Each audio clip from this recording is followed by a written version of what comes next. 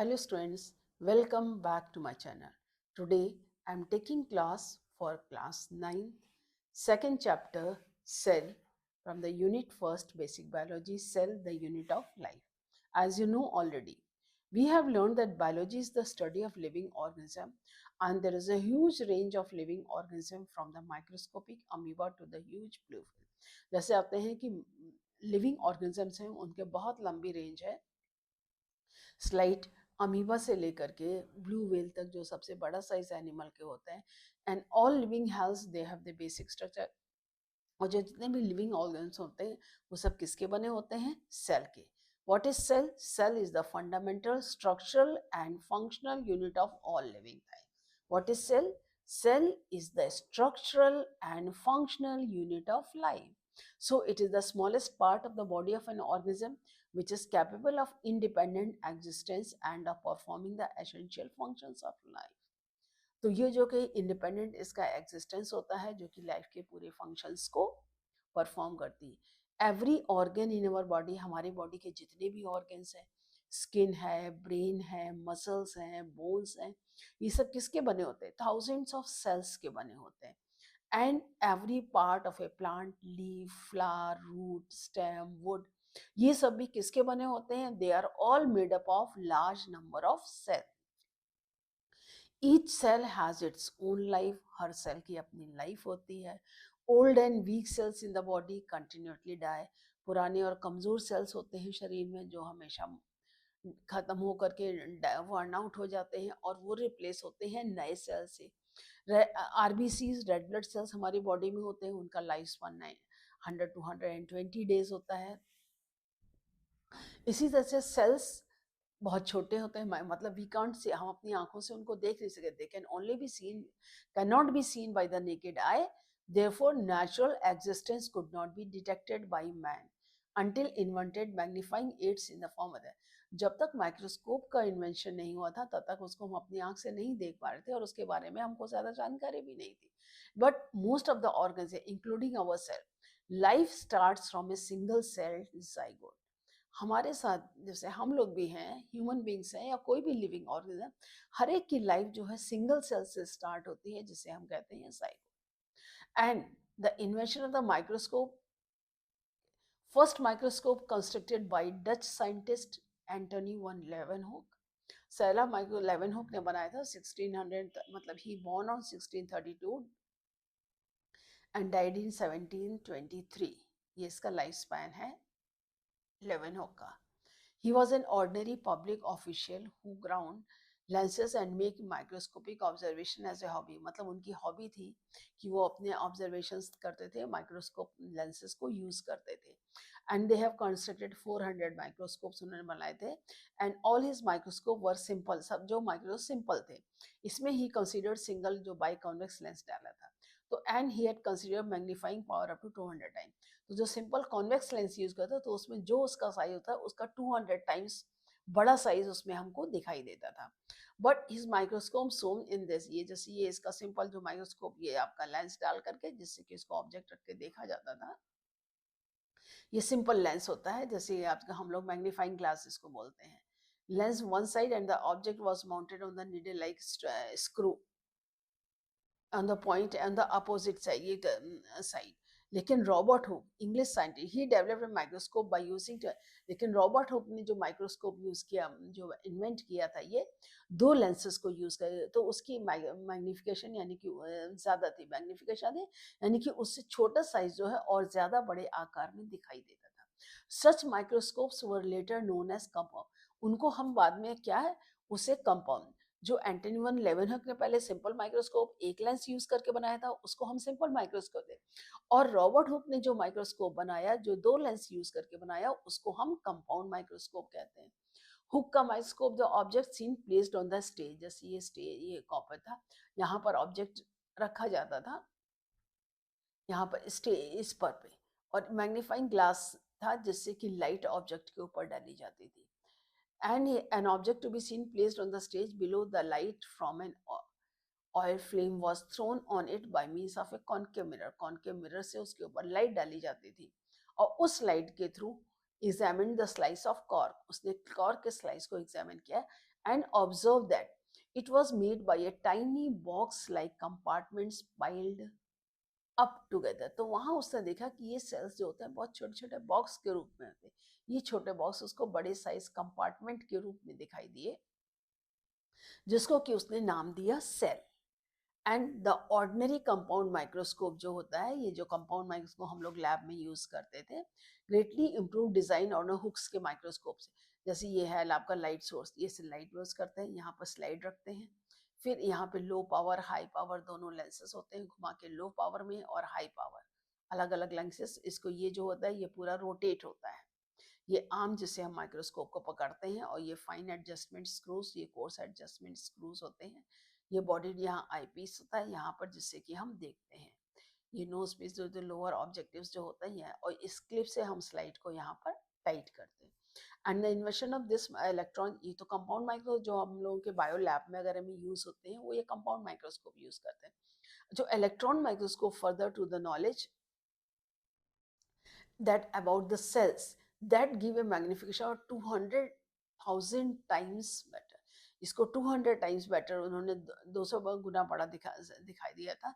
लेकिन जो compound microscope जो था, इसमें हमारा ये कंपाउंड माइक्रोस्कोप उससे 2000 टाइम ऑर्डिनरी कंपाउंड माइक्रोस्कोप से लाइट जो है उसमें ज्यादा bend glasses lenses magnify the image electron microscope, जिसमें कि बीम ऑफ इलेक्ट्रॉन्स जाती थी, एंड बेंड जो मैग्नेट्स, ये है इलेक्ट्रॉन माइक्रोस्कोप. इसमें और ये हम लोगों के लैब्स में, इंटर कॉलेजेस में तो लैब्स में नहीं है. आप अगर फर्दर डिग्री रिसर्च में जाते हैं तो वहाँ आपको ये इलेक्ट्रॉन माइक्रोस्कोप मिलेगा.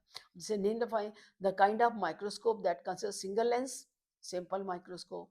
Kind of mirror used for throwing light on the object in Hooke's microscope, वो कंपाउंड माइक्रोस्कोप था. And what is the maximum magnification that can be achieve, compound microscope में 2000 टाइम्स था. इलेक्ट्रॉन में 2 lakh time था. यहाँ पर 2000 times, यहाँ पर 2 लाख टाइम्स ज्यादा कैपेसिटी मैग्निफिकेशन, यानी कि 2 लाख टाइम्स ज्यादा बड़ा ऑब्जेक्ट दिखाई पड़ता था उसके आगे. उस किसके आगे, मतलब जब माइक्रोस्कोप से हम किसी चीज को देखेंगे तो उसका आकार नॉर्मल आकार से कंपाउंड में 2000 टाइम्स बड़ा दिखता है, और इलेक्ट्रॉन माइक्रोस्कोप में 2 लाख टाइम्स बड़ा दिखता है, 2 लाख गुना ज्यादा. अच्छा, सेल थ्योरी इसी को देख करके महत्व Schleiden, German botanist, he announce the every plant is made up of large number से. उसने कहा था कि हर प्लांट जो है बहुत ज्यादा नंबर मतलब सेल्स के बने होते हैं. ईच सेल्स परफॉर्म वेरियस, हर सेल अलग अलग लाइफ प्रोसेस कंडक्ट करता है. उसी के ईयर लेटर, एक साल बाद, थियोडर शॉन जर्मन जूलॉजिस्ट था, उसने एनिमल सेल के ऊपर ही declare that animals and plants they are made up of cell and which serves the unit of structure and function. यानी कि जो जितने भी प्लांट्स और एनिमल्स हैं वो सेल के बने होते हैं. Cell is the structure and short में उन्होंने जो सेल थ्योरी दी, जो कि सॉन एंड स्लाइडेन 1839 में, और रुडोल्फ वर्शो जो थे, वर्शो, उन्होंने 1850 में addition to the cell theory उनका कि cell theory, cell is the smallest unit of structure of all living things. Cell जो है स्मॉलेस्ट यूनिट है लिविंग थिंग्स का. Cell is the unit of function of all living things. Cell structural and functional unit है. And all cells arise from pre existing cell. सारे ही sales जो होते हैं, जो सेल्स प्रेजेंट होते हैं, प्री एग्जिस्टिंग सेल्स से ही बनते हैं. What does the cell theory mean? Means अगर हम दो एग्जाम्पल, जैसे मैंगो या एनिमल सच एज फ्रॉग, तो if we take part of the body of a frog और any part of a mango tree, examine microscope करेंगे तो उसका फंक्शनल यूनिट क्या है. Function in the body of frog या mango tree जो भी एक्टिविटी है वो क्या है, cell. Movement of the frog, contraction of muscles. Food is digested by enzymes, जिसमें कि cells gut secrete digested food absorbed by cell. Food is used in the cells for various metabolic activities. Cell. Mango trees, photosynthesis, cells of leaves. Root cells absorb water from the soil. Cells die and replace. Cells जो होते हैं जब old हो जाते हैं तो वो die होकर के रिप्लेस भी होते हैं, जैसे हमारे स्किन के ही हैं. The body of the frog और the mango tree, it is millions of the cells होते हैं. They cells content die and replaced by the, बराबर ये जो सेल्स जैसे ही ओल्ड होते जाते हैं ये डाई होकर के रिमूव होते हैं और उनकी जगह नए सेल्स बनते जाते हैं, which are formed by the division of younger cells, formation of cells from pre existed cell. और ये नेवर एंडिंग, जैसे हमारे बॉडी के सेल्स भी हैं 28-29 डेज में हमारे आउटर जो ये बॉडी की कवरिंग सेल है ये रिप्लेस होती है, जो कि हम लोगों को समझ में नहीं आती है। हर 1 महीने के अंदर हमारे सेल्स जो हैं वो रिप्लेस हो जाते हैं। And most life starts from a single cell, की लाइफ जो है फ्रॉग या लाइफ है या मैंगो ट्री है या फर्टिलाइज, जब जो है फर्टिलाइज एग या seed respectively, egg single cell produce by the cells of ovary of the mother of the frog, mango seed embryo formed after pollination fertilization that also start from a single cell in the ovary flowers of the permanent. So what cell, how many bigger an organism greater is the number of cells, organism जितना बड़ा होगा number of cells उसमें ज्यादा होंगे और cell का आकार छोटा ही रहता है। अब जैसे सिंगल सेल है, many small plants and animals they are made up of just single cell, जैसे बैक्टीरिया है, yeast है, अमीबा है, ये जो मोस्ट है ये सिंगल सेल्ड एनिमल होते हैं। few celled, some very small plants and animals they are made up of fewer number of cells just as a few hundred या few thousand, जैसे स्पाइरोगायरा वॉल्वेक्स, इसमें ऑल सेल्स एक ही तरह के होते हैं, उनका स्ट्रक्चर और फंक्शन भी एक ही तरह का होता है। मल्टी सेल जैसे प्लांट्स और एनिमल्स में इंक्लूड हम लोग भी हैं जैसे, तो यहाँ पर मिलियंस और बिलियन सेल्स होते हैं जैसे ह्यूमन बींग्स है, मैंगो ट्री है, लेकिन यहाँ पर डिवीजन ऑफ लेबर होता है, हमारे पार्ट के बॉडी ऑर्गन्स होते हैं, अलग अलग ऑर्गन अलग अलग फंक्शन, लेकिन सब मिले एक सेल से होते हैं और एक सेल जाइगोट से ही हमारे बॉडी के या किसी भी ऑर्गेनिज्म की बॉडी के सारे सेल्स का फॉर्मेशन होता है। एवरेज साइज जो ह्यूमन में एडल्ट होता है ये 37.2 ट्रिलियन सेल्स हम लोगों की बॉडी में होते हैं और 100 बिलियन नर्व सेल्स हमारे ह्यूमन ब्रेन में होते हैं। आप सोच लीजिए कितने हैं। और 4 to 6 million red blood cells होते हैं और 7,000 वाइट ब्लड सेल्स पर क्यूबिक मिलीमीटर ऑफ ब्लड में होते हैं। सेल जितना ज्यादा छोटा होता है उतना ही ज्यादा फंक्शनल होता है। सेल हाउ स्मॉल, कितना छोटा, they are very small as seen only with the microscope. Smallest cell जो सबसे छोटा सेल होता है बैक्टीरिया का होता है 0.3 to 5 माइक्रोमीटर। आरबीसी 7 माइक्रोमीटर के होते हैं जो हमारे ह्यूमन बॉडी में होते हैं। लॉन्गेस्ट सेल नर्व सेल होता है। Nerves are extending from your fingertip up to the spinal cord including your backbone. जितने भी हमारे nerves, nervous system, spinal nerves, cranial nerves, ये सारे हमारी ब्रेन, नर्वस सिस्टम पूरा नर्व सेल्स का ही बना होता है। लार्जेस्ट सेल जो होते हैं बर्ड एग, एग होते हैं, ऑस्ट्रिच का एग जो होता है इसमें जो डेवलपमेंट होता है इसमें सेल का साइज सबसे बड़ा है जो अभी तक लिविंग बर्ड में हम लोगों की जानकारी में है। And the white albumin of the egg cell, they are extra part added on the actual egg as it passes down the reproductive tract. जो एल्ब्यूमिन है ये फूड होता है, जब डेवलपमेंट होता है तो यही फूड कंज्यूम होकर के उसको डेवलप करते हैं। अब smallness of the cell is greater, cell जितना छोटा होता है उतने एफिशिएंटली काम करता है, क्योंकि सेल का साइज दो मेन रीजन होते हैं सेल, क्योंकि different reason cell they can communicate, छोटा सेल होगा आपस में कम्युनिकेशन बहुत रैपिडली जल्दी होगा और फंक्शन फास्ट होगा। दूसरा, जितना सेल छोटा होगा उसका सरफेस एरिया ज्यादा होगा जिससे कि उसमें डिफ्यूजन इन और आउट ऑफ द सेल बहुत जल्द अच्छी तरीके से होगा। डिफ्यूज बाहर भी जल्दी होगी चीजें, सरफेस एरिया बढ़ जाता है, और डिफ्यूज आउट एंड डिफ्यूज अंदर एब्जॉर्प्शन एरिया है वो भी है। अब इसके लिए देखिए आप दो एडवांटेज से, अब जैसे इसमें आपने देख लिया ना, आप एक क्यूब मिलीमीटर है, अगर इसको देखिए ये होते हैं तो इसके साइड्स 2 into 2 into 6 सर्फेसेस हैं, इसलिए 2/2 को हम 6 सर्फेसेस, 1 2 3 1 2 3 4 5 6 सर्फेसेस भाई, ऊपर ये ऊपर ये चारों तरफ और ऊपर नीचे, तो 6 सर्फेसेस हो गई। तो अगर 6 से इसको करें 2 into 4 into 6 सर्फेसेस, 2 सर्फेसेस हुई तो 26 स्क्वायर मिलीमीटर हुआ। अगर इसको हम 8 पार्ट्स में डिवाइड कर दें, तो जब हम इसको 8 पार्ट्स में डिवाइड, तो इसके जो सर्फेस 3 थे और फिर ये 3 सर्फेसेस इसके और ज्यादा हो गए, तो जब हम जितने ही स्मॉलर पार्ट्स में इसको हम कट करेंगे तो इसका जो स्मॉल सर्फेस एरिया है वो उसका डबल हो जाता है।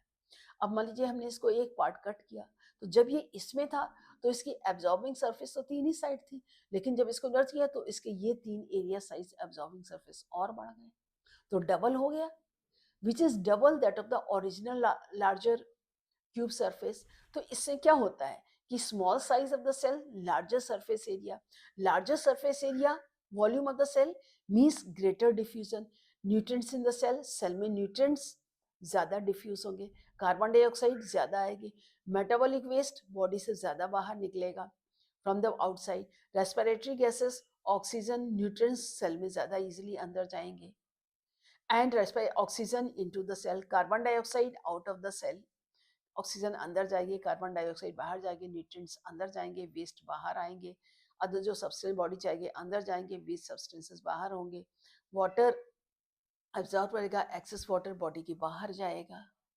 respiratory gases into the cell, carbon dioxide out of the cell, any damage to the cell can be easily repaired. Cell का साइज जितना छोटा होगा उसका सरफेस एरिया उतना बढ़ेगा और उसकी फंक्शनल एबिलिटी, फंक्शनल मतलब कार्य क्षमता उसकी उतनी ही ज्यादा होगी. The next one is cell shapes to suit functional requirement, यानी कि सेल का जो शेप होता है वो उस हिसाब से होता है जो उसका फंक्शन हो, जिस फंक्शन को सेल परफॉर्म करता है उसी के अकॉर्डिंग उसके शेप्स होते हैं. वो भी शेप्स जो होते हैं बहुत greatly vary in size, because as you know already, may be disc like, may be polygonal, मतलब 5 साइडेड, रेक्टेंगुलर, 4 साइडेड, क्यूबॉइड भी हो सकते हैं, थ्रेड लाइक, ब्रांच और even irregular. They are related to different functions they पार, यानी कि जैसे सेल्स के देखिए अलग अलग शेप्स होते हैं, जैसे एपिथेलियल सेल्स हैं, ये सेल्स हैं एब्जॉर्प्शन इंटेस्टाइन में पाए जाते हैं, क्यूबॉइडल सेल्स आउटर एपिडर्मिस में होते हैं, epithelial cells outer covering of the body को बनाते हैं. है ये ह्यूमन डिफरेंट टाइप के ब्लड सेल्स हैं, ये आरबीसीज हैं, ये डब्ल्यूबीसीज हैं, ये प्लेटलेट्स हैं. कार्टिलेज बोन जो कि स्टिफनेस प्रदान करते हैं, ये अलग है, इसमें कनेक्टिव टिश्यूज और फाइबर्स ज़्यादा होते हैं कार्टिलेज में, कार्टिलेज में सेल्स कम होते हैं, बोन्स में ज़्यादा होते हैं. बेसिकली जो बोन सेल्स होते हैं कार्टिलेज, फाइबर और मैट्रिक्स, इन्हीं के किसी में कार्टिलेज ज़्यादा, मैट्रिक्स ज़्यादा होता है, ये फाइबर्स ज़्यादा होते हैं, या फिर सेल्स ज़्यादा होते हैं. कार्टिलेज में सेल्स होते हैं, फाइबर्स कम होते हैं, इसीलिए वो स्लाइटली डेलिकेट होता है. स्ट्रैटेड मसल्स होते हैं, कॉन्ट्रेक्शन और एक्सपेंशन. नर्व सेल देखिए लंबा होता है, क्यों? इससे नर्व्स होते हैं, transmission information from brain to the other parts of the body. ये बोन सेल्स होते हैं जिससे कि हाईली मतलब ये कंसंट्रेटेड कॉन्डिन प्रोटीन, ये उसिन प्रोटीन प्रेजेंट होता है इसमें. Smooth muscles, contraction and expansion. Directly जैसे सिंगल सेल्ड एनिमल तो ये पूरे फंक्शन परफॉर्म करता है, जैसे ये प्लांट सेल लीफ का स्टोमेटा है, क्लोजिंग, ये गार्ड सेल्स हैं, क्लोजिंग एंड ओपनिंग और क्लोजिंग और स्टोमेटा जो होती है ना दिन के समय में, exchange of gases takes place. Amoeba है, ये सिंगल सेल्ड ऑर्गेनिज्म है, ये है इरेगुलर शेप, मतलब जैसा काम होता है वैसे अपना शेप बना देता है. जैसे human red cells, blood cells है, वो जो सर्कुलर शेप होते हैं बाइकॉन्वेक्स, ये आरबीसीज है, ये बाइकॉन्वेक्स शेप जो होते हैं, so that they can pass through narrow capillaries and transport है. RBCs का मेन फंक्शन क्या है? ट्रांसपोर्ट ऑफ ऑक्सीजन और carbon dioxide from different parts of the body back to the lungs that we exhale outside, जो कि हम जब सांस लेते हैं तो CO2 बाहर निकालते हैं. और white blood cells amoeboid shape, मतलब अमीबा लाइक इरेगुलर शेप होता है, pseudopodia, they can squid out through walls of, जिससे कि वो पतली पतली वॉल्स की कैपिलरीज से बाहर, क्योंकि because they fight against infection, जो कि इन्फेक्शन से फाइट करते हैं, इसलिए उनका शेप होता है कि ये किसी भी समय कैसे भी निकल सकते हैं, मतलब कहीं भी है. Nerve capillaries they chase the antigens, मतलब जो जर्म्स होते हैं उसको चेस करते हैं फाइट करने के लिए. Nerve cells they are longer to conduct impulses from distant parts of the body to the brain and wells. भाई नर्व सेल, ब्रेन हमारा सारा नर्व सेल का ही बना होता, नर्व्स भी हमारी नर्व सेल्स की बनी होती.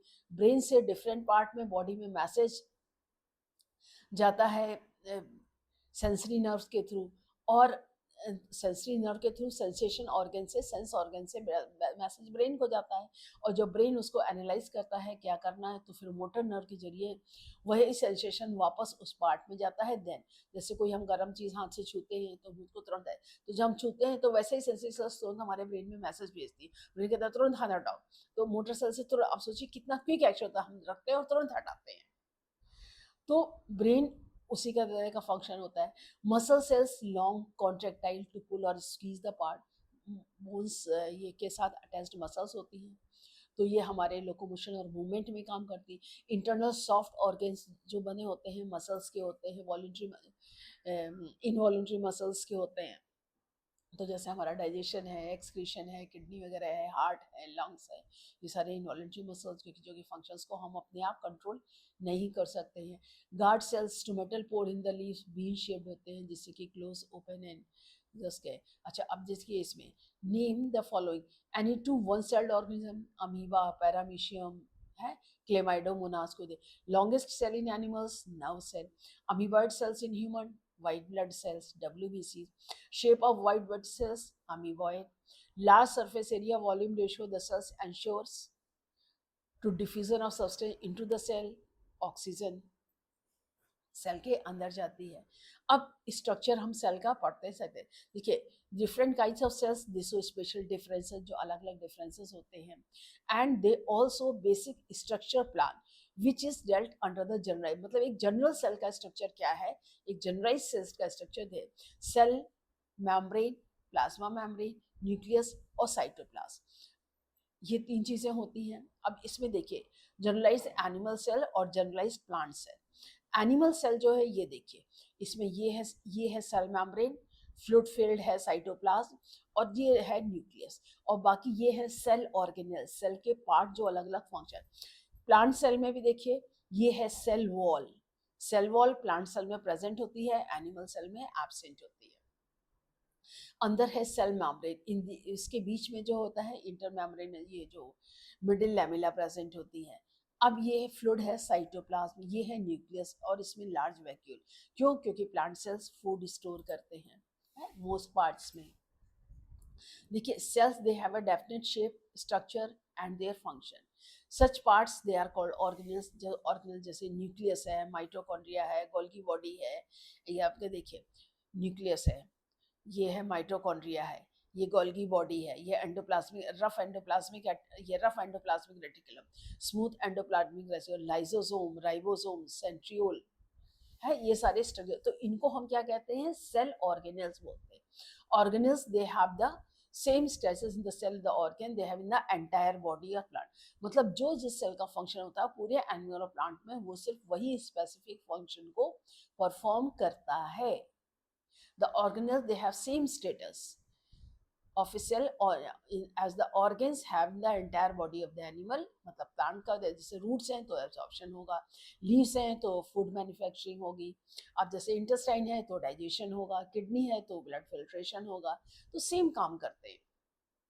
Late us see the cell parts. हम सेल पार्ट्स को देखते हैं। जैसे cell boundary, cell boundaries outer protein protective covering होती है।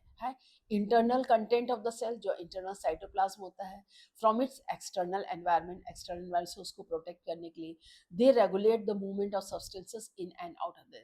तो जो बाउंड्रीज हैं वो कौन सी चीज अंदर जाए, कौन सी चीज बाहर आए, इसको रेगुलेट करती। That helps to maintain the shape and inter, जिससे कि उसका सेल का बैलेंस बना रहे, वो अपना फंक्शन प्रॉपरली करता रहे है। अब सेल मेम्ब्रेन लिविंग होती है एंड फाइन पोर्स होते हैं, जिससे कि सब्सटेंस एंटर और लीव, जिससे कि सब्सटेंस उसके अंदर जा सके और उससे बाहर आ सके। सेल मेम्ब्रेन लाइपोप्रोटीन्स की बनी होती है। Permeability of the membrane is selective. जो सेल मेम्ब्रेन होती है सेलेक्टिवली परमिएबल, मतलब ओनली सर्टेन सब्सटेंस, मतलब जो चीज सेल को चाहिए, जो सेल को जरूरत है, सिर्फ वही अंदर जा सकती है, बाकी चीजें उसके अंदर नहीं जा सकती। प्लांट सेल में सेल वॉल होती है, जैसे ये देखिए, ये एक्सटर्नल, ये नहीं, ये जो आउटर ये मेम्ब्रेन है, ये है सेल वॉल। अंदर वाली सेल मेम्ब्रेन है ये, इसमें दोनों का ये प्रिंटिंग मिस्टेक है। अंदर की सेल मेम्ब्रेन है और बाहर की ये जो वॉल, जो मैंने ये दिखा रही हूँ पेंसिल से, ये सेल वॉल है। सराउंडिंग से सेल वॉल सेलुलोज की बनी होती है, ये नॉन लिविंग होता है, ये फ्रीली परमिएबल होती है। Cell wall gives shape and certain degree of rigidity, ये रिजिडिटी जिससे कि उसका सेल का शेप मेंटेन हो, रिजिडिटी देती है सेल को, without interfering any functions of the membrane, बिना सेल मेम्ब्रेन के फंक्शंस को इंटरफेयर किए। सेल वॉल फ्रीली परमिएबल, उससे सारे सब्सटेंस आते हैं।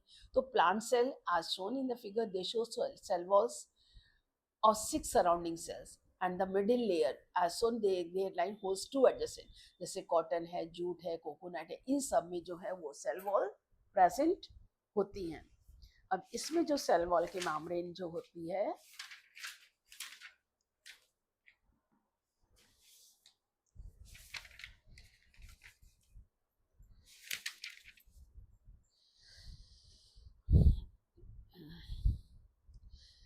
जैसे आप ये देखिए, ये जो होती है ये पेरिफेरल प्रोटीन की बनी होती है, ये होते हैं, ये फॉस्फोलिपिड लेयर होती है, ये ऐसे पोर्स होते हैं जिससे कि उसमें सेल मेम्ब्रेन में इंटीग्रल प्रोटीन्स होते हैं जो कि सब्सटेंसेस अंदर बाहर जा सकते हैं। वो जगह जगह ये पोर्स बने होते हैं, उससे जो है ये चीज़ें अंदर बाहर आती जाती हैं। अब ये तो सेल वॉल सेल मेम्ब्रेन हो गया। अब इसमें जो कंटेंट फ्लूइड बड़ा होता है उसको हम साइटोप्लाज्म कहते हैं। साइटोप्लाज्म ये या प्रोटोप्लाज्म होता है। प्रोटोप्लाज्म सेल के अंदर होता है, उसको हम साइटोप्लाज्म कहते हैं। न्यूक्लियस के अंदर होता है, उसे हम न्यूक्लियोप्लाज्म कहते हैं। और न्यूक्लियोप्लाज्म प्लस साइटोप्लाज्म दोनों को मिला के प्रोटोप्लाज्म होता है। तो cytoplasm semi liquid substance occupied the most part of the cell. And अगर हम माइक्रोस्कोप में देखें तो chemical reaction, many chemical reactions, बहुत सी रिएक्शन, जैसे ये क्रैब साइकिल भी होता है, तो ग्लाइकोलाइसिस साइटोप्लाज्म में ही होती है। तो living cytoplasm is a state of a movement, वो हमेशा मूव करता रहता है। अब इस साइटोप्लाज्म फ्लूइड के अंदर बहुत सारे हमारे क्या होते हैं, सेल ऑर्गेनेल्स प्रेजेंट होते हैं। यही सेल ऑर्गेन, जैसे पहला है एंडोप्लाज्मिक रेटिकुलम। तो एंडोप्लाज्मिक रेटिकुलम बहुत फाइन ट्यूब लाइक स्ट्रक्चर्स होते हैं। They existed even through electron microscope, irregular network of double membrane distributor was है, जो कि डबल मेम्ब्रेनस स्ट्रक्चर होते हैं। ये देखिए, ये डबल मेम्ब्रेन के स्ट्रक्चर्स होते हैं, अंदर से हॉलो होते हैं network. Outer end endoplasmic connected with the cell membrane, inner end is connected with the nuclear membrane. ये देखिए, outer end connected with the cell membrane और inner end connected with the nuclear, मतलब इधर nuclear membrane और इधर cell membrane, इन दोनों से इसके एंड पार्ट्स कनेक्ट होते हैं। They are connected over there. It appears rough when small granules ribosomes are attached to it and appears smooth। अगर इसमें राइबोसोम्स अटैच होते हैं, ये देखिए डॉट लाइक स्ट्रक्चर राइबोसोम्स है तो ये रफ, और अगर राइबोसोम्स अटैच्ड नहीं है तो ये स्मूथ एंडोप्लाज्मिक रेटिकुलम कहलाती है। Inner end connected with the nuclear membrane, rough when granules are attached to ribosomes, then appears smooth। It forms supporting framework of the cell। ये फ्रेमवर्क ऑफ द सेल मतलब एक short type of skeleton of the cell framework form करती है, and serves as a pathway for the distribution of material from one part of the cell. और इन tubular membranes के through एक cell में, cytoplasm में अंदर, सेल के अंदर भी एक जगह से दूसरी जगह ट्रांसफर होता है, प्लस एक सेल से दूसरी से inter and intracellular transport, cell के अंदर और एक सेल से दूसरे सेल के बीच में भी ट्रांसपोर्टेशन का काम करते हैं, यानी कि चीजों को एक जगह से दूसरी जगह ले जाना। और दूसरा जैसे ribosomes, sites of protein synthesis. Ribosomes they are small granules secreted freely in the cytoplasm. छोटे छोटे राउंडेड स्ट्रक्चर्स होते हैं, उनको कि हम राइबोसोम्स कहते हैं, जो freely they are attach to the endoplasmic reticulum में होते हैं। So they are the factor. इनका मेन फंक्शन क्या होता है, प्रोटीन सिंथेसिस। राइबोसोम तीन तरह के, 70S और 80S राइबोसोम्स दो तरह के होते हैं, जो दो सब यूनिट्स के बने होते हैं, 50 एंड 30 एंड 60 एंड 40 सब यूनिट्स, दो सब यूनिट्स के राइबोसोम्स बने हुए होते हैं। अब तीसरा आपका आता है माइटोकॉन्ड्रिया। माइटोकॉन्ड्रिया एनर्जी प्रोड्यूसर, मतलब power house of the cell कहते हैं। तो माइटोकॉन्ड्रिया ये स्फेरिकल रॉड शेप्ड बॉडी होती है, माइन्यूट डबल वॉल्ड मेम्ब्रेन होते हैं। Inner wall produce finger like projections, जो कि अंदर की तरफ होते हैं। फिंगर लाइक प्रोजेक्शन को हम क्रिस्टी बोलते हैं। They are sites where respiration occurs to release energy. तो उन्हीं फिंगर लाइक प्रोजेक्शन में ही ऑक्सीजोम पार्टिकल्स होते हैं, जिसमें कि क्रैब साइकिल होता है, और ग्लाइकोलाइसिस साइटोप्लाज्म में होती है। तो energy stored in the form of ATP molecules and is used in various. जो ऐसे एनर्जी निकलती है वो एनर्जी एटीपी के फॉर्म में स्टोर होती है, जो कि अलग अलग मेटाबॉलिक फंक्शन जो सेल के होते हैं उसमें यूज होती है। Because they store ATP, mitochondria is a powerhouse, so mitochondria they contain DNA and RNA। और इसमें जो माइटोकॉन्ड्रिया का स्ट्रक्चर होता है वो जो होता है माइटोकॉन्ड्रिया, ये देखिए, ये माइटोकॉन्ड्रिया है, ये आउटर स्ट्रक्चर है, इनर वॉल है। अब ये इनर वॉल, जैसे ये 3 डायमेंशनल स्ट्रक्चर आपको ये देखिए काटा हुआ है, तो ये है आउटर वॉल, ये है इनर वॉल, ये है इंटरमेम्ब्रेनस स्पेस। अब ये जो फिंगर लाइक प्रोजेक्शंस है, इनको हम कहते हैं क्रिस्टी, और इसके अंदर जो फ्लूइड भरा होता है उसे हम कहते हैं मैट्रिक्स। अब इसी मैट्रिक्स में जैसे ये है, तो ये जो मैट्रिक्स यहाँ पर है, यहाँ पर, और ये जो पार्टिकल है इनको हम ऑक्सीजोम, जैसे ये देखिए, ये आउटर मेम्ब्रेन, ये इनर मेम्ब्रेन, ये इंटरमेम्ब्रेनस स्पेस, ये इंट्राबुलाई स्पेस होता है, और ये ऑक्सीजोम पार्टिकल F1 में क्रेब साइकिल होता है, और साइटोप्लाज्म जो होता है उसमें ग्लाइकोलाइसिस होता है। ग्लाइकोलाइसिस और क्रेब साइकिल मिला करके एरोबिक रेस्पिरेशन कंप्लीट होता है। I hope the structure of mitochondria is clear to you. Outer wall, inner wall, they are the cristae, they are the oxysome particle matrix present over there inside there। ये आप देखिए, this is इसका structure है। अब next आपका आता है Golgi apparatus, delivery system of the cell. Golgi apparatus granules के फॉर्म में होते हैं, और रॉड्स होती हैं, they are to be originated from endoplasmic reticulum से बनते हैं। दे आर वेसाइकल भी होते हैं, generally located near the nucleus. Golgi complex small groups of hollow tubular structures, membranous walls, cisternae vesicle, and is associated with minute vesicles and vacuoles. Golgi complex in the plants, they are especially known as plants में इनको dictyosome कहते हैं। They contain smaller, more scattered group of cisternae and vesicle. Golgi apparatus, they are concerned with the secretion of the cell including, मतलब cell से जो enzymes या hormone secrete होते हैं वो गोल्गी बॉडीज कहते हैं। इसीलिए इनको पैकेजिंग और transport of different sites within the cell कहा गया है।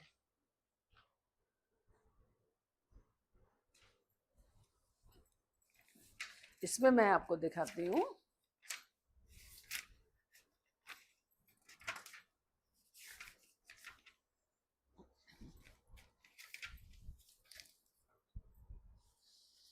देखिए ये गोल्गी बॉडी है। इस गोल्गी बॉडी में ये जो पैरेलल ट्यूब लाइक स्ट्रक्चर्स होते हैं इनको हम सिस्टर्नी कहते हैं। उसके साइड में, एक साइड से ये जो राउंडेड स्ट्रक्चर्स होते हैं वेसाइकल, लाइजोसोम्स इसी से बनते हैं और ये बाहर निकलते रहते हैं। दूसरी तरफ से डिस्चार्ज वेसाइकल्स आते हैं ये, और ये इसमें ज्वाइंट होते रहते हैं। They are fusing with the cisternae है, और ये ट्यूबिकल। तो ये जो वेसाइकल्स जैसे ये है गोल्गी apparatus, यहाँ है। तो यहाँ से एक तरफ से ये एंडोप्लाज्मिक रेटिकुलम है, इससे मॉलिक्यूल्स स्पेस आते हैं, ये इसमें ज्वाइन होते हैं, और यहाँ और इधर से ये टर्म में निकलते हैं, और यहाँ पर ये सीक्रेट। इनका मेन फंक्शन होता है हार्मोन्स और एंजाइम्स का सीक्रीशन।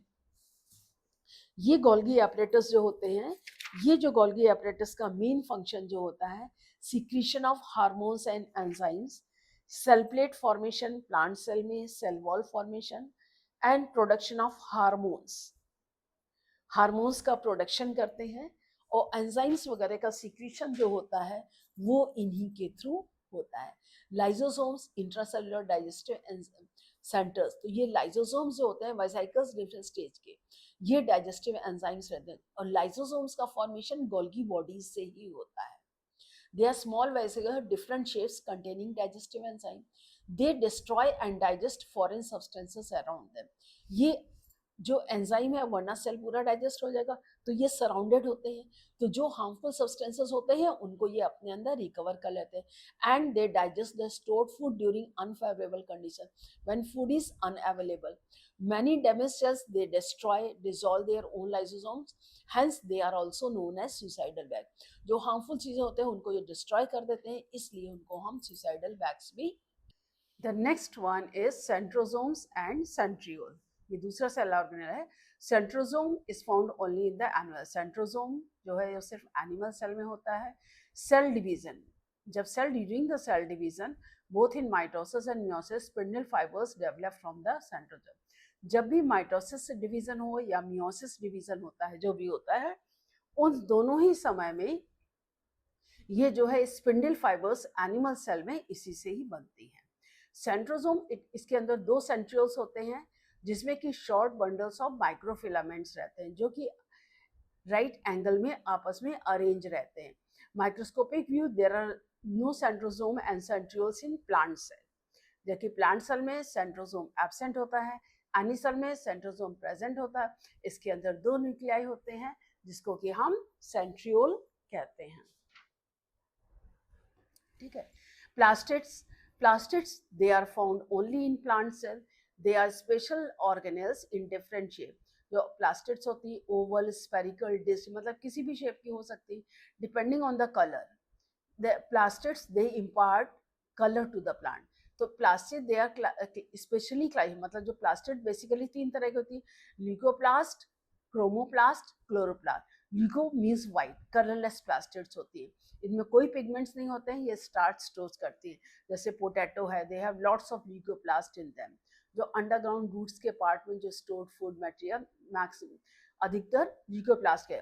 और chloro means chromoplast, chromo means colour. तो जो अलग अलग तरह के कलर्स होते हैं जैसे येलो है, ऑरेंज है, रेड है, तो ये जो मोस्टली फ्लावर्स और फ्रूट्स में जो अलग अलग कलर्स हमारे प्रेजेंट होते हैं, present in petals of the flower, fruits and colouring substance. Colouring सब क्या होते हैं, पिगमेंट्स होते हैं. जैसे ज़ैंथोफिल से येलो कलर आता है, कैरोटीन से ऑरेंज और रेड कलर आता है. कुछ कलरिंग में जैसे anthocyanin, they are associated with the plastids, instead they remain dissolved जो कि सेल सैप और वैक्यूल्स में, तो उनसे रेड कलर आता है. जो होता है ना, जैसे गुलाब का फूल जो होता है उसमें एंथोसाइनिन होते हैं, रोज कलर, पर्पल और blue colour to different plant part, specially fruits और वेजिटेबल. और क्लोरोप्लास्ट ग्रीन होते हैं जैसे पत्तियां. तो green coloured plastids they are known as chlorophyll. क्यों? क्योंकि उसमें ग्रीन कलर्ड पिगमेंट क्लोरोफिल होता है. Chloroplast they are abundant in parts expose to light. जो पार्ट लाइट से एक्सपोज होते हैं उन्हें बहुत ज्यादा मात्रा में होता है, जैसे लीव्स हैं. They are also how pigments orange और येलो कलर भी होता है. अपने यहाँ पत्तियों में येलो और ऑरेंज कलर भी आते हैं, कलर्ड होती हैं लीव्स. लेकिन ये जो पिगमेंट्स होते हैं they are large quantity of, इसमें भी जो है बहुत ज्यादा मात्रा में क्लोरोफिल होता है. इसका मेन फंक्शन है दे ट्रैप सोलर एनर्जी. यानी कि ये सोलर एनर्जी लेते हैं, उसको एब्जॉर्ब करते हैं और उसको कार्बन डाइऑक्साइड और water, carbon dioxide water combine करते हैं. कंबाइन करने के लिए जो एनर्जी चाहिए होती है वो सोलर से मतलब सन से आती है सोलर एनर्जी, और उससे मैन्युफैक्चर करते हैं ये शुगर फोटोसिंथेसिस में. तो उसमें DNA they have the capacity to, तो डीएनए डेवलप होता है, डिवाइड होता है, उससे सेल्स डिवाइड होते हैं. कुछ लोग क्लोरोप्लास्ट को किचन ऑफ द सेल कहते हैं, जबकि ऐसा नहीं है. We cook food items produced by plants to make them suitable for eating, whereas chloro produced food in plant. Kitchen कहते हैं, लेकिन ये सही नहीं. क्यों? क्योंकि क्लोरोप्लास्ट जो है फूड रॉ मटेरियल से बनाते हैं और हम लोग जो उसमें प्रोवाइडेड प्लांट्स होते हैं उससे फूड बनाते हैं. That is what the basic difference. मतलब हम जो सामान होता है हम सामान से बनाते हैं, लेकिन प्लांट्स जो होते हैं वो नेचर से लेते हैं फूड और उस नेचर से स्टार्च का फॉर्मेशन करते हैं. जैसे रॉ टोमेटोज, अनरेप चिलीज ग्रीन होती हैं चूंकि क्लोरोफिल होते हैं, और जब राइपनिंग जब ये पक जाते हैं तो chlorophyll degenerates and makes red. तो क्लोरोफिल चेंजेस इनटू कैरोटीन, तो उससे रेड कलर आता है. अच्छा, इसमें कुछ नॉन लिविंग सब्सटेंसेस और इंक्लूजन्स भी होते हैं जैसे granules. There are many small particles in the cytoplasm, जैसे पार्टिकल होते हैं. They are believe to contain food material, जैसे स्टार्च है, ग्लाइकोजन है, फैट्स है, ये ग्रेन्यूल्स के फॉर्म में स्टोर्ड फूड मटेरियल होते हैं स्टार्च. वैक्यूल्स होते हैं, वैक्यूल्स होते हैं they clear spaces cytoplasm. Large vacuoles ये आपका प्लांट सेल में बड़ा होता है. क्यों? क्योंकि प्लांट्स फूड मैन्युफैक्चर करते हैं और जब फूड मैन्युफैक्चर करते हैं तो उनमें जो वैक्यूल्स होते हैं बड़े size, 2/3 part of the cell is covered by vacuole. 2/3 हिस्सा जो होता है सेल का वो वैक्यूल से कवर होता है. इसमें क्या होता है, वाटर और सब्सटेंस सॉल्यूशन के फॉर्म होते हैं. प्लांट सेल्स में vacuoles are quite large and liquid, they contain cell SAP.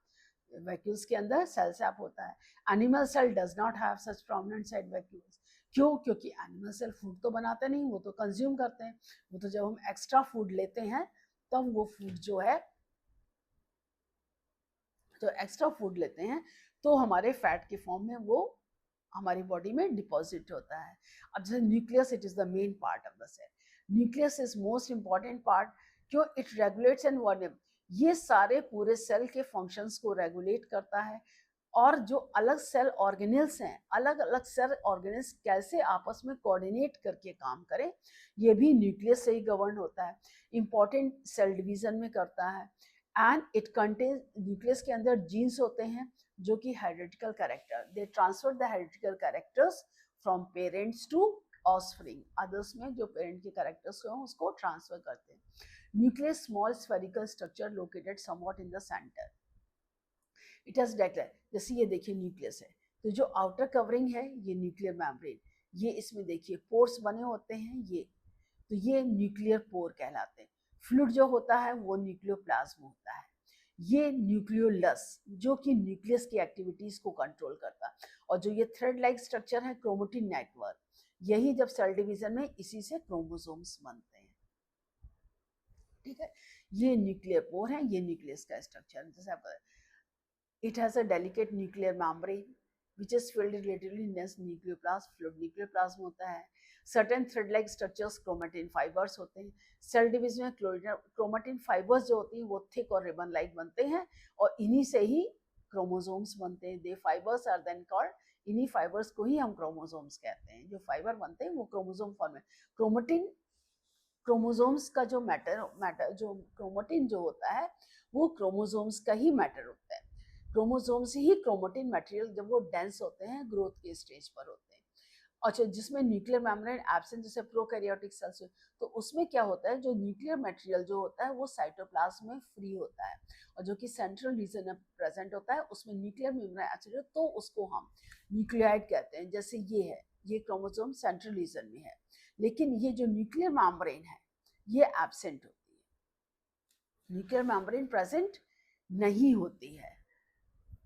ये प्लांट और एनिमल सेल का है, इसमें सेंट्रियोल जो प्रेजेंट होते हैं, ये सेल का स्ट्रक्चर, जो सेंट्रियोल ये स्पिंडल फॉर्मेशन करता है। स्पिंडल फॉर्मेशन का जब सेल डिवीजन होता है, तो दे have a nuclear membrane chromatin fibres, उसको न्यूक्लियाइड कहते हैं, जैसे बैक्टीरियाज में होता है और प्रोकैरियोटिक सेल्स में होता है। और डबल मेम्ब्रेन जो न्यूक्लियर फाइबर तो वो यूकैरियोटिक सेल में होता है। कैरियन मीन्स द न्यूक्लियस, तो यूकैरियोटिक जिसमें true nucleus present, true nucleus जिसमें सारे पार्ट्स होते हैं, न्यूक्लियर मेम्ब्रेन, न्यूक्लियोप्लास्ट, न्यूक्लियोलस, न्यूक्लियोपोर। ठीक है, each nucleus has at least one nucleolus, her nucleus के अंदर एक न्यूक्लियोलस होता है। लेकिन कुछ सेल्स ऐसे भी होते हैं जिसमें कि more than one nucleolus present होता है।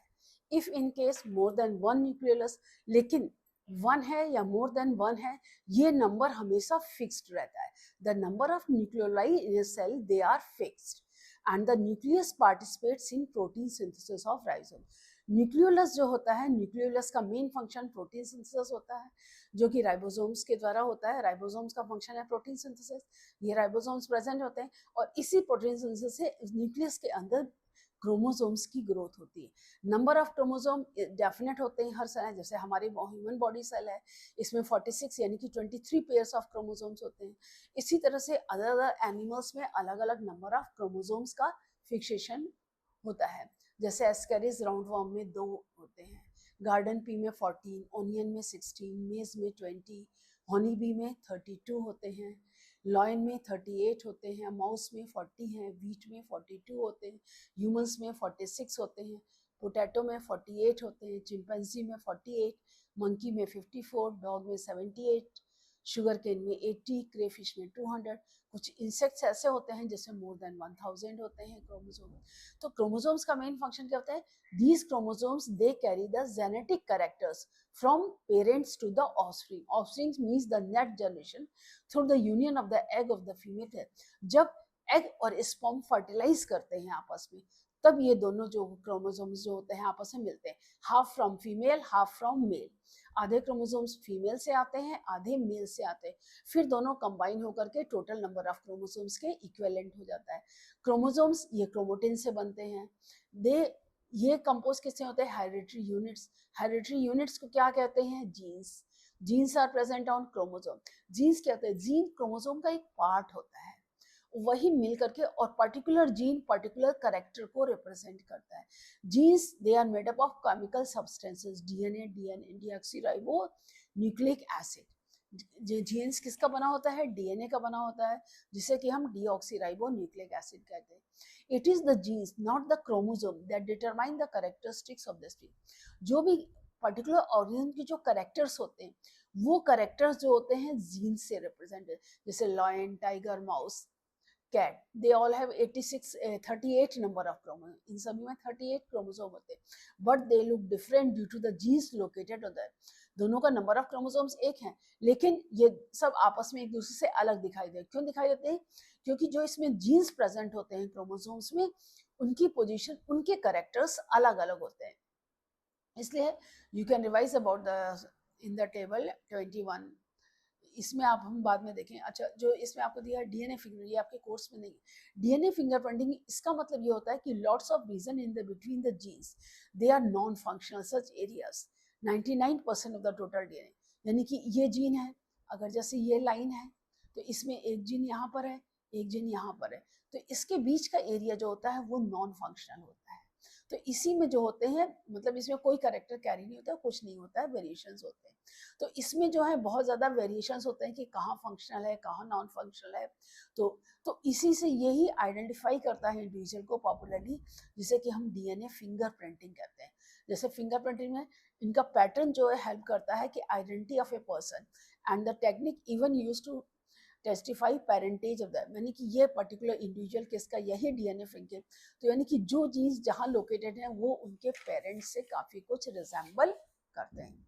अब चलिए शॉर्ट में हम देखते हैं parts of the cell main.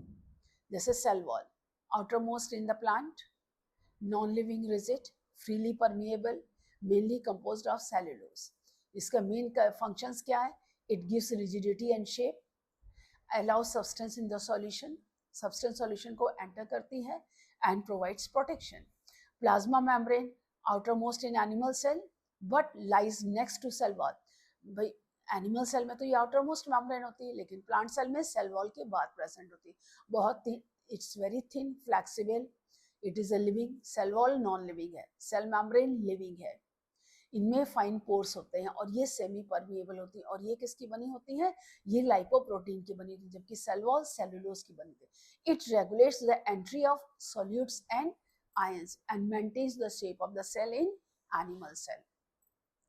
Cytoplasm, fluid present all the parts together inside the plasma membrane including nucleus. They contain a mixture of water or soluble inorganic and organic compounds of various organisms. जो भी fluid present होता है पूरा, वो cytoplasm होता है। इसमें क्या different organelles they contain and they perform, मतलब इसके अंदर डिफरेंट ऑर्गेनिज प्रेजेंट होते हैं और वो अलग अलग फंक्शन परफॉर्म करते हैं। Metabolic activities and initial step जैसे respiration, pyruvic acid, anaerobic respiration, ये इसमें प्रेजेंट होता है। इरेगुलर नेक्स्ट है एंडोप्लाज्मिक रेटिकुलम। ये irregular network single membrane tubules का है जो कंटिन्यूअस है with the plasma membrane outside the nuclear membrane and on inside. ये एंडोप्लाज्मिक न्यूक्लियस के बाद होती हैं, इसमें प्रेजेंट होता है। ये दो तरह की होती हैं, रफ और स्मूथ। रफ जिनके ऊपर राइबोसोम्स अटैच्ड होते हैं, स्मूथ जिसके ऊपर राइबोसोम्स अटैच्ड नहीं होते हैं। ये सपोर्टिव फ्रेमवर्क होता है सेल्स का। इनका मेन सिंथेसिस और transports of proteins and fat, protein और फैट्स का ट्रांसपोर्टेशन इनके द्वारा होता है। Mitochondria, they are double walled cells, sac like Christy, they have their own DNA containing several genes, they contain their own ribosomes, they release energy and the formation of ATP, pyruvic acid से ATP form होता है, cellulose aerobic respiration होता है, और इनका synthesis होता है respiratory enzymes को ये सिंथेसाइज करते हैं। गोल्गी अपरेटस, या प्लांट्स में इनको डिक्टियोसोम्स बोलते हैं, एनिमल सेल में इनको गोल्गी अपरेटस बोलते हैं। ये फ्लैटेंड सैक लाइक स्ट्रक्चर्स होते हैं, जो तीन तरह के होते हैं, ट्यूबुल्स, सिस्टर्नी, वेसाइकल। ट्यूबुल्स ये लॉन्ग होते हैं, वेसाइकल्स राउंडेड, और जो ये ट्यूबुल्स होते हैं ये मतलब डिवाइडेड होते हैं। जैसे ट्यूबुल्स होंगे ना, तो ये इस तरह से, जैसे ये जो होते हैं ट्यूबुल्स, ये हो गए ये सिस्टर्नी, और ये हो गए ये वेसाइकल्स कहलाते हैं। इनका main function synthesis of enzymes और hormones, formation of acrosome of sperm only in animal cell. जो स्पर्म में एक्रोसोम का फॉर्मेशन होता है वो इन्हीं के द्वारा होता है। Ribosomes they are small granules present freely, या एंडोप्लाज्मिक रेटिकुलम के ऊपर अटैच्ड होते हैं, दोनों तरह से प्रेजेंट होते हैं। और इनका मेन फंक्शन क्या होता है? Protein synthesis.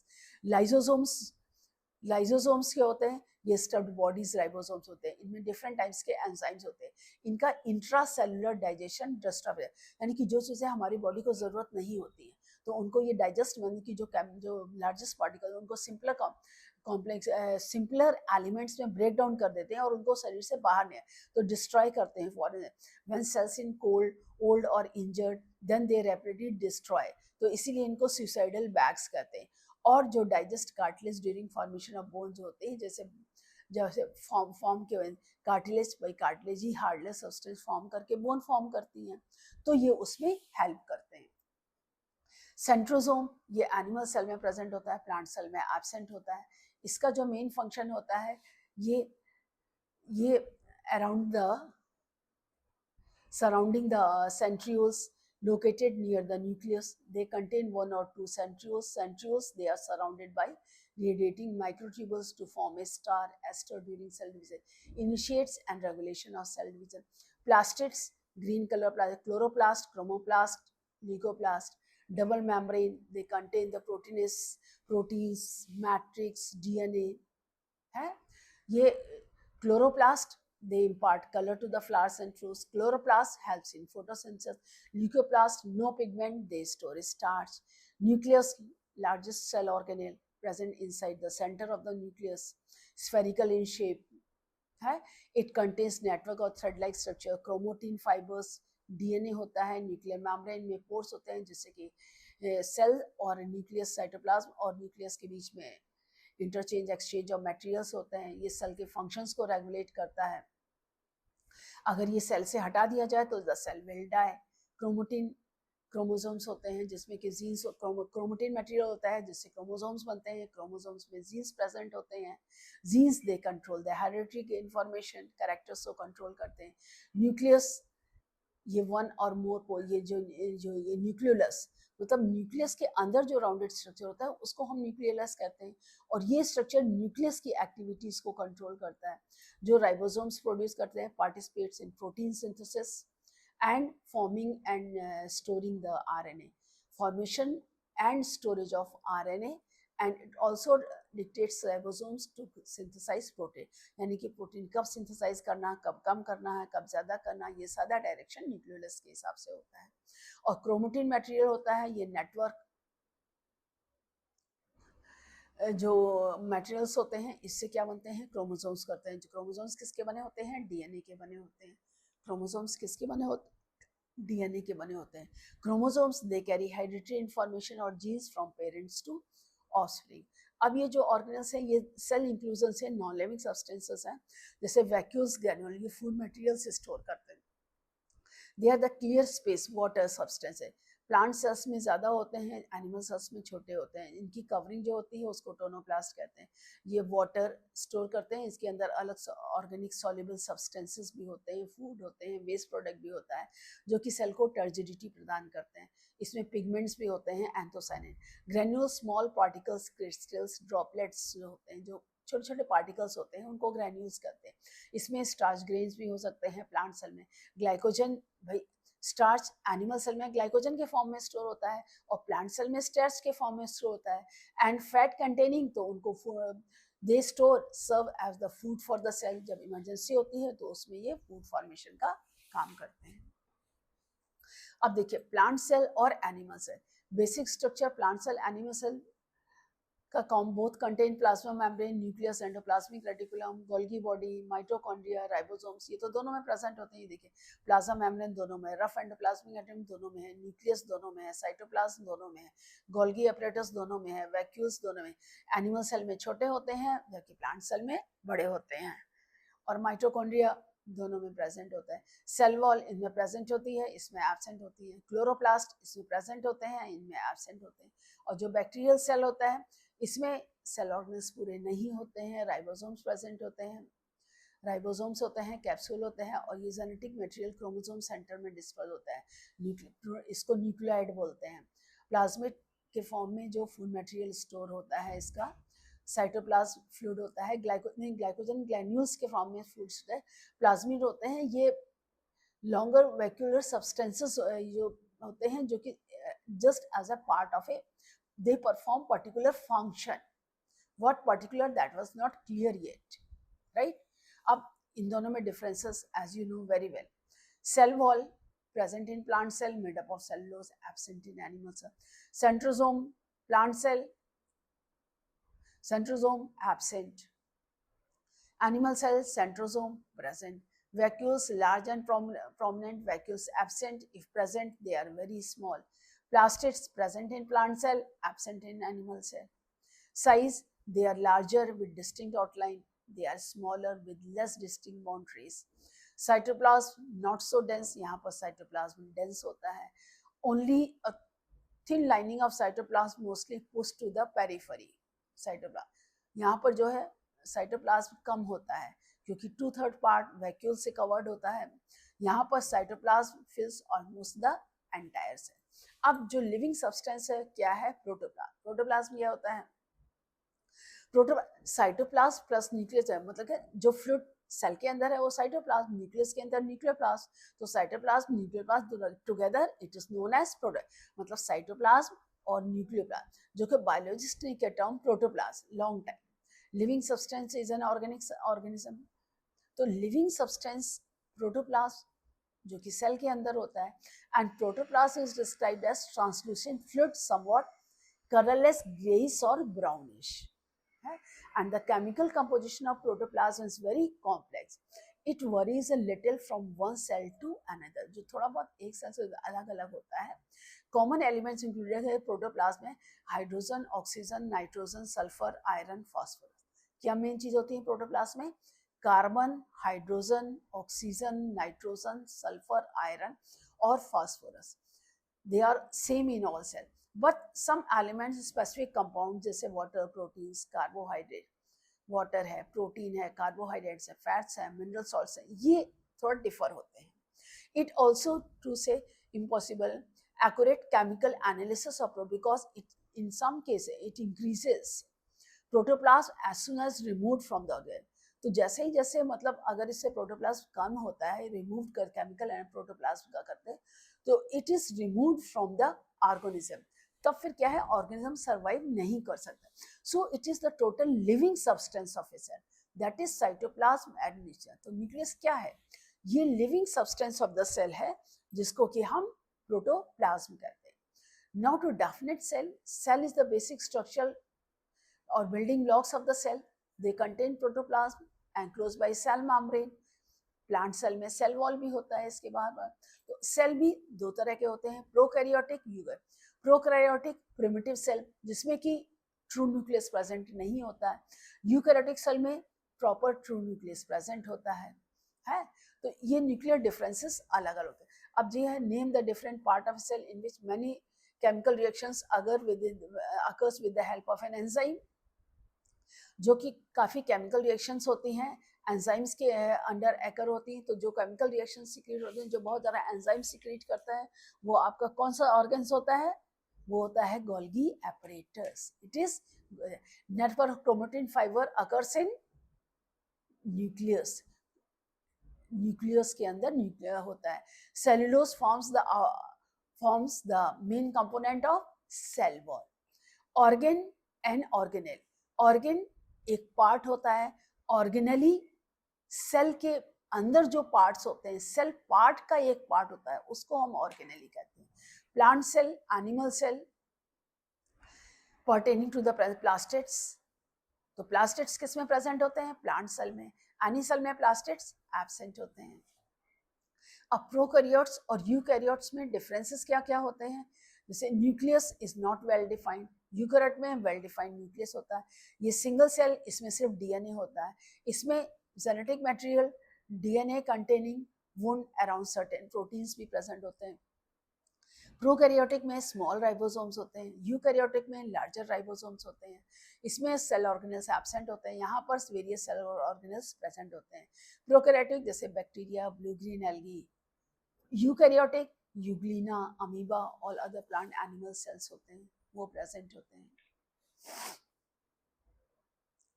Name the cell organisms concerned with the secretion of enzyme Golgi, trapping of solar energy plastid, synthesis of protein ribosomes, intracellular digestion lysosomes, production of ATP mitochondria.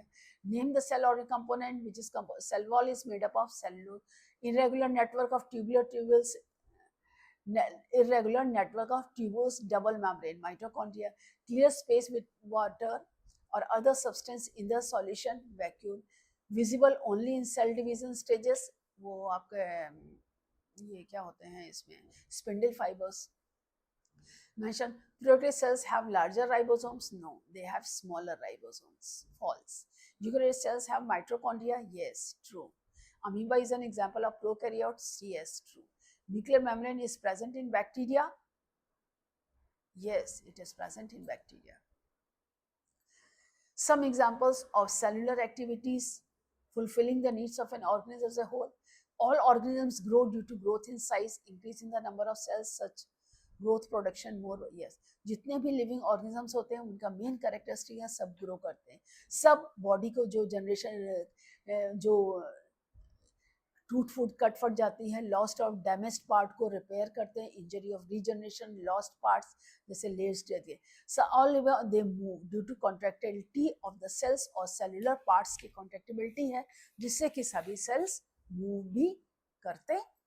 Next point इसमें आता है animals walk, run, jump, swim और fly with the help of muscles which move the bones. जितने भी animals हैं सारे walk करते हैं, रन करते हैं, जंप करते हैं, स्विम करते हैं, फ्लाई करते हैं मसल्स की हेल्प से. Muscles they contract and expand. Due to contraction and expansion of the muscles the animals they move. Even the flow of blood in blood vessels, हमारे blood vessels में जो blood flow होता है वो भी muscles की contractibility से ही होता है. फूड जो होते हैं, passage of food in the gut are the result of muscle. जो हम फूड खाते हैं एलिमेंट्री कैनाल में जो हमारे फूड जाता है अंदर, एंटर स्टमक इंटेस्टाइन में जो मूवमेंट होता है वो भी मसल्स से होता है. Feathers which help the birds to fly are also the production. पक्षी जो आकाश में उड़ते हैं जो हेल्प करते हैं, तो उनके भी जो विंग्स होते हैं, विंग्स में भी जो उनके थोरेसिक मसल्स बहुत स्ट्रांग, उनके कॉन्ट्रैक्शन और एक्सपेंशन से वो फ्लाई करते हैं. Drooping of leaves of the sensitive plant on touching and their subsequent recovery to stand out due to the activity of the cell at the base of the leaves. जैसे बहुत से पेड़ की पत्तियां जिसको हम छूते हैं, छूने से ही वो क्या होते हैं, सिकुड़ जाती हैं. दे टच करते हैं तो एकदम से क्लोज हो जाते हैं. तो ये जो मूवमेंट होता है पक्षियों में, टच मी नॉट, जैसे आप ड्रॉप करेंगे ड्रूप यानी कि एकदम बंद हो जाती हैं. तो ये मूवमेंट भी जो पत्तियों में होता है, जो टच मी नॉट या जो सेल्स होते हैं, जैसे आप उनको छुइए तो एकदम से बंद हो जाते हैं, तो ये मूवमेंट भी सेल्स की कॉन्ट्रैक्टिबिलिटी से होता है. जैसे प्लांट्स में है बेंडिंग ऑफ द रूट्स जो है ये ग्रेविटी की तरफ ग्रो करती है. स्टेम जो है लाइट की तरफ ग्रो करता है. ये जो ग्रो करते हैं कि roots develop towards the ground, stem develop towards the air, means towards the light, towards the sun, upward. तो ये जो अपवर्ड और डाउनवर्ड मूवमेंट्स हैं प्लांट्स में, roots they grow against towards the gravity, positively geotropic, और stem positively phototropic, means grows towards the light. तो ये भी सेल्स के थ्रू होता है. Closing of stomata of leaves at night. जो लीव्स में जो स्टोमेटा होते हैं नाइट में क्लोज होते हैं. क्यों? लाइट सेंसेशन नहीं होता है. और डे टाइम में जब लाइट पूरी तरह से होती है तब वो खुलते हैं. रेस्पिरेशन, फोटोसिंथेसिस सभी प्रोसेसेस होते हैं. फ्लावर्स के पेटल्स आप देखिए जैसे ही शाम होगी बंद होने लगते हैं, और जैसे ही रात होगी दिन होगा तो वो खुलने लगते हैं. They blossom during the day, but some plant जैसे रात की रानी, they blossom during the night. वो नाइट सेंसेशन में खुलते हैं और रात दिन में जो है वो बंद रहते हैं. तो ये जो सारी एक्टिविटीज़ होती हैं प्लांट्स और एनिमल्स में, ये भी सारे सेल्स की कॉन्ट्रैक्टिबिलिटी से ही होती हैं. Feeding and nutrition, it has many steps, each step in the adult cellular activity. जैसे सेंसरी सेल हैं, टंग, जीभ में हम कोई भी रखते हैं तो उससे हमें टेस्ट मिलता है. तो उसमें क्या होती हैं, टेस्ट बड्स होती हैं जो कि हमारे उस फूड के वेव्स को वहाँ से हमारे टंग से पूरा ब्रेन तक पहुँचाती है, then we are able to say. अच्छा टेस्ट होगा तो हम खुश होते हैं, खराब होगा तो हम अजीब सा मुँह बनाते हैं कि अरे how bitter it is. Jaws हैं, टंग है, ये हमारे हेल्प की च्यूइंग, फूड को च्यू करने में हेल्प करती है, फूड को स्वॉलो करने में हेल्प करती है। डाइजेस्टिव ग्लैंड्स होती हैं, ये एंजाइम सीक्रेट करती हैं to digest the food. Cells of the digestive gland they secrete, जैसे आपके gastric glands gastric juices secrete कर, intestinal gland intestinal juices secrete करती हैं। Inner lining of the intestine ये फूड एब्जॉर्ब भी करती है, डाइजेस्टेड फूड एब्जॉर्ब करती है। एक्स्ट्रा फूड जो होता है वो हमारे फैट सेल के फॉर्म में स्टोर होता है, और लिवर ग्लाइकोजन के फॉर्म में हमारा फूड स्टोर करता है। ब्लड सर्कुलेशन होता है, movement of the other fluids in our body होते हैं, जो हमारे फ्लूइड्स लिक्विड मूव्स होते हैं, जैसे हमारा ब्लड है, नर्व्स हैं, अदर फ्लूइड मूवमेंट्स होते हैं बॉडी के, मूवमेंट्स होते हैं बॉडी के। तो उससे फोर्सेस सेटअप, जैसे अपने स्ट्रॉन्ग है, जैसे आप देखिए ये नसें मुड़ी, अगर इस हाथ को मैं ऐसे ऊपर कर दूं तो देखिए एकदम फ्लैट हो गई, क्यों? मैंने इसको मूवमेंट अप किया, तो जैसे ही मैंने हाथ ऊपर किया तो देखिए फ्लैट हो गई। उसके बाद जैसे हम ये करेंगे, देखिए ब्लड हुआ तो ये फूल गई, जैसे फूल गई, आप देख रहे हैं ना, ये वेन्स में नहीं, देखिए ब्लड फुल है। अब इसको हाथ जैसे ही मैंने ऊपर किया, देखिए अब ये एकदम फ्लैट हो गई, क्यों? हाथ ऊपर किया तो ब्लड का फ्लो ऊपर चला गया। फ्लूइड का एज बढ़ने के साथ साथ ये मूवमेंट और ज्यादा क्लियरली दिखाई देते हैं। अब जैसे movement of the other fluids in the body forces contraction of muscles of the heart, जब हमारा हार्ट का फ्लो करता है, हार्ट पंप करता है, कॉन्ट्रेक्शन एंड एक्सपेंशन, उसी से ब्लड जब कॉन्ट्रैक्ट करता है तो बॉडी से ब्लड खींचता है, जब एक्सपेंड करता है तो बॉडी को ब्लड देता है। रेस्पिरेटरी गैसेस, जैसे हम when we breathe in air the air filled to lungs, तो जैसे हम एयर ब्रीथ करते हैं तो हमारे लंग्स के एल्वेलाई में एयर फिल अप हो जाती है। फिर हम कॉन्ट्रैक्ट करते हैं तो उससे CO2 निकलती है और ऑक्सीजन हमारे बॉडी सेल से तुरंत एब्जॉर्ब हो जाती है। फिर वहां से वो सेल्स के थ्रू बॉडी सेल्स में हमारे ट्रांसपोर्ट होती है। इसी तरह से body protect self from disease causing germs, तो हमारे ब्लड में जो WBCs होते हैं, वाइट ब्लड सेल्स होते हैं, वो क्या होते हैं? डिवोर द जर्म्स, मीन्स मतलब ये जो जर्म्स की एक्टिविटी को इनएक्टिव करते हैं, डिवोर करते हैं। क्यों? ये एंटीबॉडीज सिक्रीट करते हैं, तो जो कि एंटीटॉक्सिन प्रेजेंट, एंटीबॉडीज सिक्रीट करते हैं मतलब वो एंटीटॉक्सिन, जिससे कि उसका डेवलपमेंट नहीं हो पाता है, उसका डेवलपमेंट उसको न्यूट्रलाइज इफेक्ट कर देते हैं, और उसके बाद हमारे सेल बॉडी से उसको बाहर निकाल देते हैं। तो we see, hear, smell, taste and feel, sense organs आपने पढ़े हैं, 5 होते हैं, eyes, ear, nose, tongue and skin. ये हमारे सेंस ऑर्गन हैं सारे।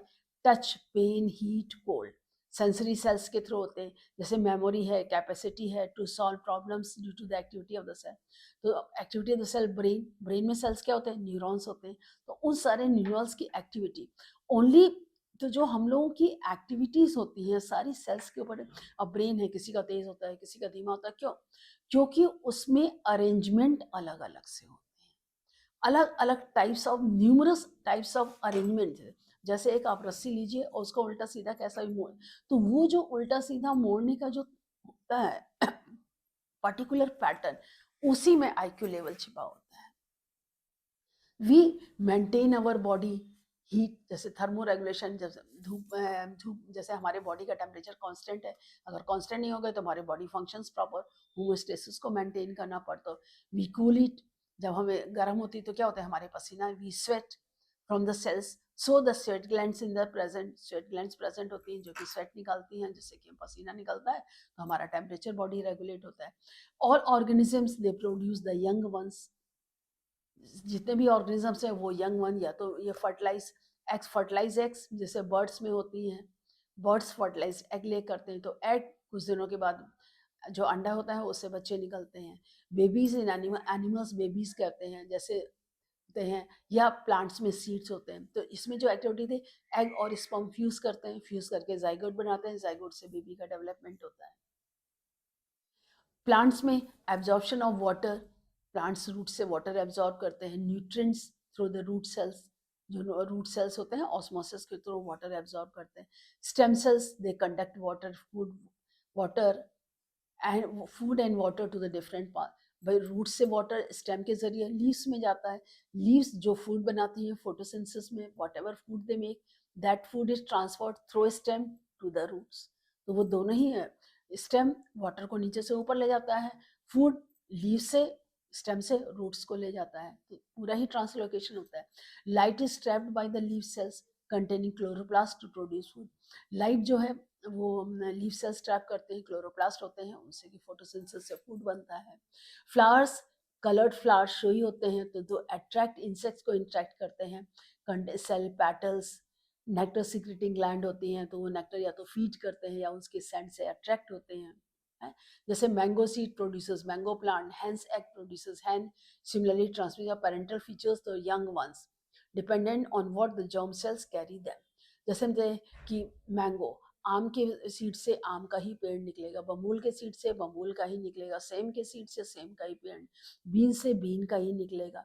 इस तरह ह्यूमन बींग से ह्यूमन वे होगा, हॉर्स से बेबी हॉर्स ही होगा। तो ये जो जेनेटिक कैरेक्टर्स ट्रांसलेट होते हैं, तो क्या होता है हमारी बॉडी में जीन्स होते हैं, दे कैरी जर्म सेल्स होते हैं actual, they carry the characters from one generation to another. So there is not a single activity in the body which is not carried out. तो जितनी भी हमारी body में activities होती हैं, वो सारी एक्टिविटीज हमारे एक सेल्स के थ्रू ही होती है। अब देखिए क्वेश्चन से, अब जैसे repairing of the body, repairing of the body किससे, सेल डिवीजन, सेल डिवाइड होते हैं, उससे हमारी बॉडी रिपेयर होती है। Cooling of the body, sweat, gland cells give sweat, उससे हमारी body repair. Movement, contractibility of the cell, movement किससे होता है, कॉन्ट्रैक्टिबिलिटी ऑफ सेल से होता है। Protection from disease, cells devour germ, WBCs, जो कि सेल्स को एंटीटॉक्सिन्स प्रोड्यूस करते हैं। Which cell organelle is the key to the life of the cell, cell organelle जो की मतलब सेल ऑर्गेनेल, सेल का main organ nucleus that controls all the activities of the cell. अब how do you say that cell has a life span and death like an organism, give an example. अब जैसे आप कैसे कह सकते हो कि सेल की भी लाइफ, तो जैसे हम देखिए हमारे स्किन सेल्स हैं, स्किन सेल्स की लाइफ होती है 28 डेज। 28 के हमारे स्किल के नीचे जो स्ट्रेटम ग्रेनुलोसम होते हैं और स्ट्रेटम जर्मिनेटिव, ये कंटिन्यूसली डिवाइड होते हैं। इनको डिवाइड होने में 28 डेज में ये नई लेयर बनती है। जब ये नई लेयर बन जाती है तो ऊपर की लेयर निकल जाती है। तो स्किन इसका एक skin cells example. All organisms excrete, सारे organism, does the individual cell also do it, give the, भाई सारे ऑर्गन जो हमारा अनवांटेड वेस्ट टॉक्सिक सब्सटेंस होता है बॉडी से, जैसे हमारी बॉडी से किडनी सेक्रेट करती है। अब अगर इंडिविजुअल सेल में जैसे अमीबा है, तो अमीबा में कॉन्ट्रैक्टाइल वैक्यूल होता है सेल ऑर्गेनेल, उस कॉन्ट्रैक्टाइल वैक्यूल में जितने भी अननेसेसरी चीजें होती हैं वो कलेक्ट होती हैं, और जैसे ही वो कॉन्ट्रैक्टाइल वैक्यूल सेल मेम्ब्रेन के पास जाता है, बस्ट होके उसको बाहर निकाल देता है। अच्छा, every organisms need food, does a cell also need it, actually भाई हर ऑर्गेनिज्म को फूड की जरूरत होती है। फूड किस लिए चाहिए, फूड एनर्जी प्रोडक्शन के लिए चाहिए, हमको एनर्जी चाहिए तो एनर्जी के लिए फूड होता है। हमारी बॉडी में रिपेयर और मेंटेनेंस होती है, रिपेयरिंग और मेंटेनेंस के लिए हमको एनर्जी चाहिए। तो एनर्जी जो रिलीजिंग होते हैं माइटोकॉन्ड्रिया से होती है। रिपेयरिंग जनरेशन, तो ये हमारे जैसे स्किन सेल्स होते हैं या हमारे बॉडी ऑर्गन्स होते हैं, ग्रोथ होती है। ग्रोथ है, ग्रोथ कैसे होगी, डिवीजन ऑफ बॉडी सेल्स, जो सेल्स हमारे बॉडी हैं वो ग्रो करेंगे, तो उसी से जो है हमारे बॉडी में ग्रोथ होती है। तो that is what all about the chapter. अब इसमें देखिए एक्स्ट्रा इन्फॉर्मेशन दिया है स्टेम सेल्स के बारे में। इसमें देखिए कि एक्स्ट्रा स्टेम सेल्स आपने काफी कॉमनली नाम सुना कि a popular modern term stem cells is becoming very familiar in medical sciences. What does it actually mean, stem cells undifferentiated cells in the embryo और अडल्ट। स्टेम सेल्स क्या है, एक undifferentiated मतलब ये ग्रुप ऑफ सेल्स हैं embryo से या adult body के कहीं से, दैट अंडरगो अनलिमिटेड डिवीजन। भाई शुरू में जैसे एम्ब्रियो है तो एम्ब्रियो क्या होता है, सिंगल सेल्ड होता है, सिंगल सेल में डिवीजन होता है तो वो मल्टी सेलुलर बनता है, तो अनलिमिटेड डिवीजन होते हैं। दिस जो अनलिमिटेड डिवीजन होते हैं, इससे जो है बॉडी के हर ऑर्गन का हर सेल इसी से ही बनता है, सेवरल या डिफरेंट सेल्स टाइप। सो स्टेम सेल्स जो होते हैं ब्रॉडली क्लासिफाइड इसी के बेस पे, जैसे एम्ब्रियोनिक यानी कि एम्ब्रियो का मास, जैसे हमने बताया ना embryo, embryonic cells they develop into any tissue. Pluro मतलब प्लूरो मतलब मल्टीपल, मल्टीपल यानी कि बहुत सारे तरह के सेल्स डेवलप थे। They restore the damaged heart also, इनमें की यानी कि इसी सेल जो एम्ब्रियोनिक सेल तो उसी से हार्ट बनता है, उसी से लंग्स बनता है, हमारा स्टमक बनता है, इंटेस्टाइन बनती है, किडनी बनती है, लंग्स बनते हैं। धीरे धीरे डिफरेंशिएशन सेल्स में होता जाता है। तो यही एम्ब्रियोनिक स्टेम सेल, अगर टू स्पेसिफिक स्टेम सेल, तो एम्ब्रियोनिक सेल्स जैसे जो एक पर्टिकुलर स्टेज पर रीच करते हैं तो उसमें क्या होता है, they become destined to a form a particular, जैसे एम्ब्रियो पहले होता है, मास ऑफ सेल होता है, फिर उसमें 3 लेयर्ड एम्ब्रियो बनता है, फिर अलग अलग लेयर अलग अलग बॉडी पार्ट्स को रिफाइंड करती है, तो ये डिस्टाइंड होता है कि कौन सी लेयर कौन सा सेल। ये सारी एक्टिविटीज डिपेंड करती हैं जीन्स के ऊपर, जो हमारे क्रोमोसोम्स होते हैं, क्रोमोसोम्स के, कि कौन सा जीन कौन सा क्रोमोसोम्स कब एक्टिव होगा तो कौन सी एक्टिविटी स्टार्ट हो जाएगी, ये चीजें उसके ऊपर निर्भर करती। जैसे नर्व सेल है, ब्लड टिश्यूज है, ये नॉट येट डिफ्रेंशिएटेड, मतलब बहुत ज्यादा क्लैरिटी अभी नहीं है, yet the researchers are going on. तो cell is still a mystery, cell एक बहुत बड़ी मिस्ट्री है। जैसे बोन मैरो है फ्रॉग में, तो लॉन्ग बोन्स है, जैसे हिमेटोटिक स्टेम, हिमेटो वाइटिक जो स्टेम सेल्स होती हैं, they can give rise to the blood cell, जो हीम मतलब protein, iron, heme means iron, तो आयरन होते हैं तो उसे आरबीसीज बनती हैं। तो ये डिपेंड करता है सेल कब किस जगह कहाँ से कैसे लिए गए, किस स्टेज पर है। अब जैसे इंड्यूस्ड आईपीएस सेल्स क्या होते हैं, कुछ रिसर्चर्स डिफरेंट की मैच्योर सेल्स होते हैं, जैसे ऑर्डिनरी ह्यूमन सेल, देखे जो ह्यूमन सेल्स होते हैं ये ऑर्डिनरी सेल होते हैं, इसको किसी भी वे में परफॉर्म में turn up stem cells by using, इसको अगर सर्टेन केमिकल से इंट्रोड्यूस किया जाए तो इन सेल से किसी भी तरह का कोई भी जैसे टाइप 1 डायबिटीज है, इसे कंट्रोल किया जाता है रीजन पैंक्रियाटिक बीटा सेल्स को रिजनरेट करके। Islets of Langerhans, islets of Langerhans यही सेल्स होते हैं, इसी में अल्फा और बीटा सेल्स के आइलेट्स ऑफ लैंगर, जो कि जो इंसुलिन और ग्लूकागोन दोनों हार्मोन सीक्रेट करते हैं। तो यही टेक्निक जो स्टेम, मतलब इसके कई मीनिंग है। लाइन ऑफ एंसेस्ट्री मतलब कहाँ से लिया है, किस एंसेस्ट्रल पार्ट से है, वहां से वो कौन सा पार्ट जनरेट कर सकता है, दैट इज एस्पेक्ट है, but it is though it is not in your को, but just I told you about it. तो ये points to remember, I hope you are able to read it. Any doubt anywhere, you can ask me in the comment section. Again we will meet in the next video with the exercises of the chapter of the same. Don't forget to subscribe the channel. Thank you.